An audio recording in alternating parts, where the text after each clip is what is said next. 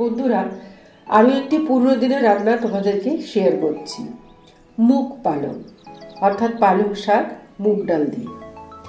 এখানে আমি 250 গ্রাম মুগ ডাল নিয়ে একটা ছোট সিটি, মানে খুব বেশি দিনই, দেখো ডালটা কিন্তু পুরো গলেও যায়নি, আর মানে মুঠো চারেক আমি একটু মটরশুঁটি ভাপিয়ে নিয়েছি।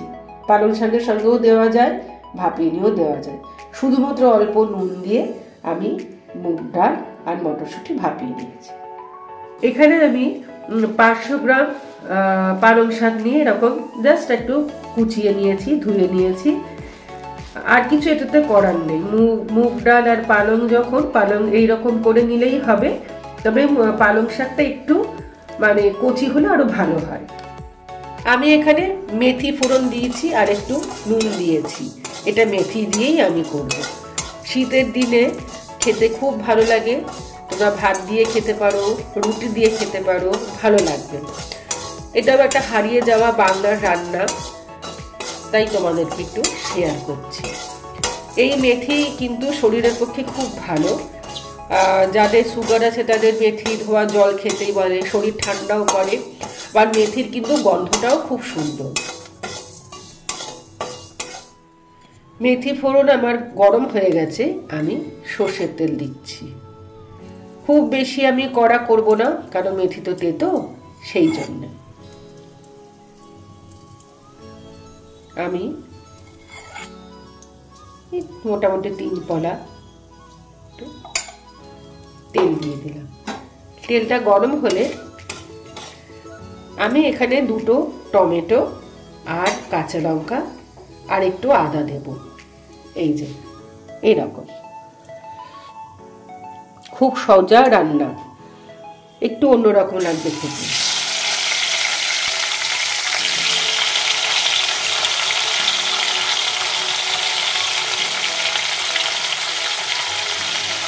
আমি এখানে কাঁচা লঙ্কা চিড়েই দিয়েছি।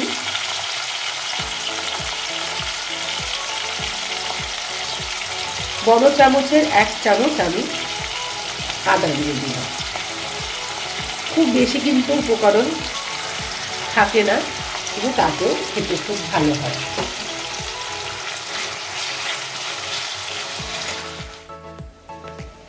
আমি ধুয়ে রাখা, কেটে রাখা, বেছে রাখা পালং শাকটা দিয়ে দিচ্ছি। কিছুটা মটরশুঁটি আমি ডালে দিয়েছি, তোমাদেরকে বলেইছি। আর কিছুটা মটরশুঁটি আমি শাকের সঙ্গেও দিলাম। তোমরা চাইলে এটা প্রেসারেও একসঙ্গে করতে পারো।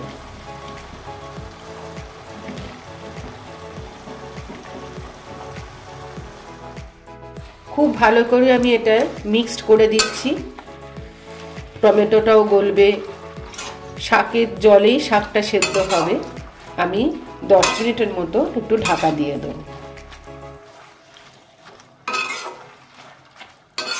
শীতকালে তো খুব কচি পালং শাক ওঠে।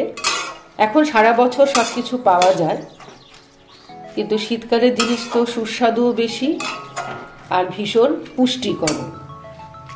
আমি 10 মিনিটের জন্য ঢাকা দিয়ে দিচ্ছি।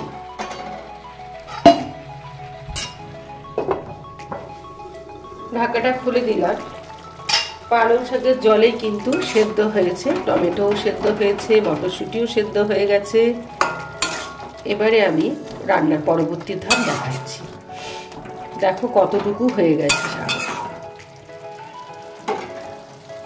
এইখানে আমি সামান্য জলে ছোট চামচের, খুব ছোট চামচের 1 চামচ হলুদ আর 1 চামচ ধনে গুঁড়ো নিয়েছি। এটা আগে এখন দিয়ে দিচ্ছি।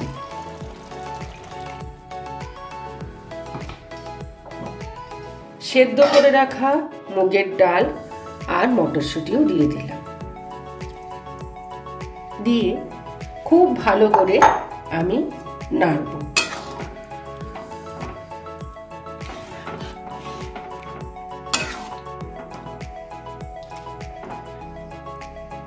মুগের ডাল এমনি সাধারণত আমরা বাড়িতে একটু ঘন করেই করি, বিয়ে বাড়িতেও ঘন করে হয়। এটা একটু ঘন করে থাকবে। এবং আমিও দেখো খুব যে গলিয়ে দিয়েছি তা নয়, একটু দেখতেই পাবে দানা দানা মতো রয়েছে। এই জিনিসটা রেখে দেবে, খেতে খুব ভালো লাগে। তোমরা কিন্তু অবশ্যই আমাকে জানিও তোমাদের এই পুরোনো দিনের রান্না কিরকম লাগছে।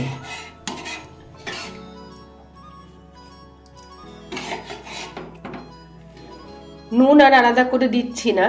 এবারে যেটা দেব, এইসব রান্নায় না একটুখানি মিষ্টি লাগে, যদিও তোমরা জানো আমরা রান্নায় খুব একটা মিষ্টি দিই না, কিন্তু এই রান্নাটায় একটু দিতে হবে। আমি এই গুড় ব্যবহার করছি, তবে আমার এই গুড়টার মধ্যে নুনের ভাগও রয়েছে, তাই আলাদা করে আমি আর কোনো নুন দিচ্ছি না। কারণ পালং শাকে করার সময় তখন নুন দিয়েছিলাম, যখন আমি মুগ ডাল সেদ্ধ করি তখনও নুন দিয়েছিলাম, তাই নুনটার পরিমাণ বেশি হয়ে যায়।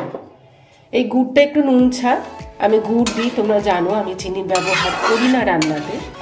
এটা খুব ভালো করে আমি নাড়বো, নেড়ে আরও 10 থেকে 15 মিনিটের মতন আমি একটু ঢাকা দিয়ে রাখবো। তোমাদের পদ্ধতি আমি শেয়ার করি ঠিকই, তবে তোমাদের প্রয়োজন অনুযায়ী ডাল কতটা নেবে, শাক কতটা নেবে, কতটা ঝাল, নুন, মিষ্টি সবটা কিন্তু তোমাদের যেরকম দরকার, যেরকম তোমরা খাও সেই রকমই দেবে। এটা একসঙ্গে তোমরা প্রেসার কুকারেও করতে পারো।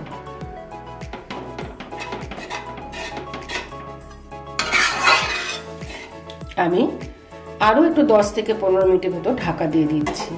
ফিরে এসে জানাবো আমার জল লাগছে কিনা, যদি লাগে আমি একটু জল দিয়ে দেবো।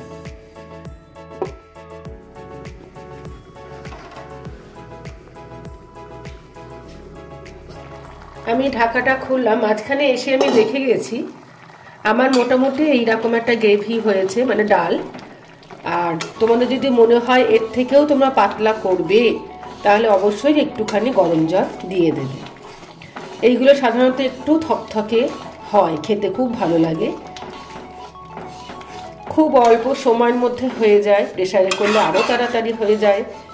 এটা বলতে পারো একটা হারিয়ে যাওয়া রেসিপি, তোমাদেরকে আমি একটু শেয়ার করলাম। সবার শেষে আমি 1 চামচ একটু ঘি দিয়ে দিচ্ছি। তৈরি হয়ে গেছে আমার মুগ পালং। এটা আমি ঢেকে দেবো, আমি জায়গায় সার্ভ করে দেবো।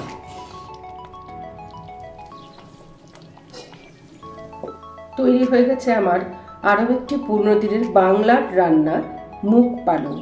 তোমরা অবশ্যই কমেন্ট বক্সে বলো তোমাদের এই ধরনের রান্না তোমাদের কিরকম লাগছে।